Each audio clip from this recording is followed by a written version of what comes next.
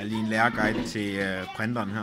Når I skal starte den op, er det vigtigt, at I flipper skærmen ud, lukker den her lem op.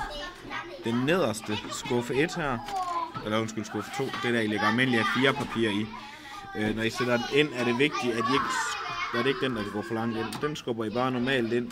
Hvis I skal lave digitale billeder, så kommer der rigtig fotopapir her inden for kort tid. 15x10 størrelser.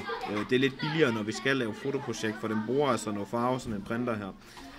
Når I skubber den ind også, er det vigtigt, at den ikke går for langt ind. Den kan skubbes for langt ind. Den kan lige gå forbi det hak der, men den skal bare lige passe med pilen nede i hjørnet. Den her op skal være åben for, at I kan printe. Den øverste her, den sidder heroppe under. Den her lige under den der, trækker man ud. Det er udskriver bakken. Og så tænder man printeren over på den der. Og så kører den sådan set. Og så er der en elevguide inde på nettet til, hvordan eleverne logger på den og printer og udskriver fra deres forskellige skriveapps og så videre. Så håber I kan bruge det til noget.